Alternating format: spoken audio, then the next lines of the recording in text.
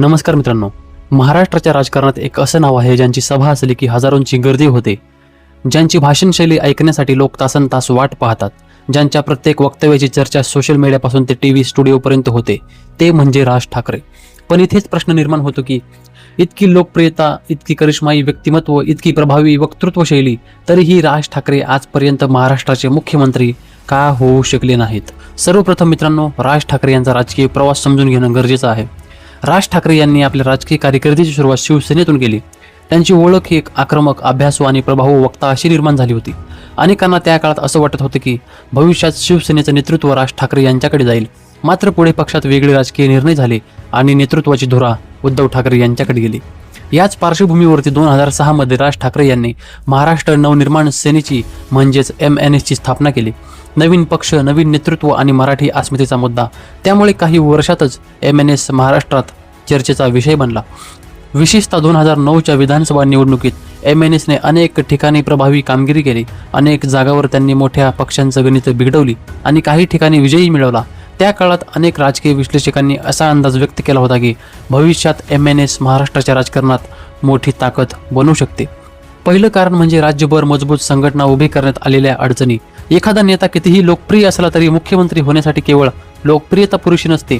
प्रत्येक जिल्हा, प्रत्येक तालुका, प्रत्येक मतदारसंघात पक्षाची मजबूत संघटना, स्थानिक नेते आणि कार्यकर्त्यांचं जाळं आवश्यक असतं. MNSचा प्रभाव मुख्यतः मुंबई, ठाणे, पुणे, नाशिक यासारख्या शहरी भागामध्ये जास्त दिसला. मात्र ग्रामीण महाराष्ट्रात पक्षाला तितकं मजबूत स्थान निर्माण करता आलं नाही. दुसरं कारण म्हणजे निवडणुकीतील मर्यादित यश. मुख्यमंत्री होण्यासाठी विधानसभेत बहुमत किंवा बहुमताच्या जवळपासची ताकद लागते. पण MNSला विधानसभा निवडणुकांमध्ये इतक्या मोठ्या प्रमाणावर जागा मिळाल्या नाहीत की सत्ता स्थापनेचा दावा करता येईल. मोठ्या सभा आणि निवडणुकीतील मतं यामध्ये अनेकदा मोठा फरक असतो. लोक भाषण ऐकायला येतात, पण मतदान करताना अनेक वेगळे घटक काम करतात. तिसरं कारण म्हणजे बदलणारे राजकीय मुद्दे. सुरुवातीच्या काळात मराठी अस्मितेचा मुद्दा MNSची मोठी ताकद होता. मात्र कालांतराने मतदारांच्या अपेक्षा बदलल्या. रोजगार, शेती, उद्योग, पायाभूत सुविधा, महागाई, आरक्षण, शिक्षण आणि आरोग्य यासारखे प्रश्न अधिक महत्त्वाचे ठरू लागले. त्यामुळे पक्षालाही आपल्या अजेंडामध्ये सातत्याने बदल करावे लागले. आणि चौथं कारण म्हणजे मोठ्या पक्षाची असणारी स्पर्धा. महाराष्ट्रात भाजप, शिवसेना, राष्ट्रवादी काँग्रेस आणि काँग्रेस यासारख्या पक्षांची अनेक दशकांची संघटनात्मक ताकद आहे. या पक्षाकडे हजारो कार्यकर्ते, स्थानिक नेतृत्व, आर्थिक संसाधनं आणि निवडणूक यंत्रणा आहेत. अशा परिस्थितीत नवीन पक्षासाठी राज्यभर विस्तार करणं हे अत्यंत कठीण काम ठरतं. आणि पाचवं कारण म्हणजे पक्षातील नेत्यांची गळती. वेगवेगळ्या काळात MNS मधील अनेक नेते आणि कार्यकर्त्यांनी पक्ष सोडून इतर पक्षामध्ये प्रवेश केला. त्यामुळे पक्षाची संघटनात्मक ताकद कमी झाली आणि अनेक मतदारसंघामध्ये पक्षाला पुन्हा नव्याने उभं राहावं लागलं. गेल्या काही वर्षात राज ठाकरे यांच्या भूमिकामध्ये विविध मुद्द्यावरती बदल दिसले. काही समर्थकांच्या मते हे बदल परिस्थितीनुसार आवश्यक होते, तर काही टीकाकारांच्या मते यामुळे मतदारांमध्ये संभ्रम निर्माण झाला. या विषयावर राजकीय विश्लेषकांची मतं वेगवेगळी आहेत. मुख्यमंत्री होण्यासाठी करिश्माई भाषणशैली किंवा लोकप्रियता महत्त्वाची असतेच, पण त्याहून अधिक महत्त्वाचं असतं ते म्हणजे विधानसभेतील आकडे. ज्या पक्षाकडे पुरेसे आमदार नाहीत त्या पक्षाचा नेता मुख्यमंत्री होणं अत्यंत कठीण असतं.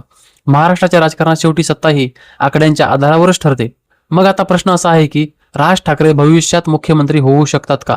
याचं उत्तर हो किंवा नाही अशा एका शब्दात देता येणार नाही.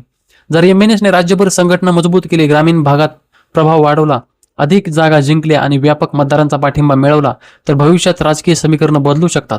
पण त्यासाठी पक्षाला निवडणुकीत मोठं यश मिळवणं आवश्यक असेल.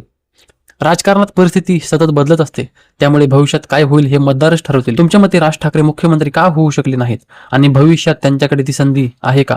तुमचं मत कमेंटमध्ये नक्की लिहा. जर व्हिडिओ माहितीपूर्ण वाटला असेल तर लाईक करा, शेअर करा आणि अशाच सखोल राजकीय विश्लेषणासाठी आपल्या चॅनलला सबस्क्राईब करायला विसरू नका. धन्यवाद. भेटूया पुढच्या व्हिडिओमध्ये. जय हिंद, जय महाराष्ट्र.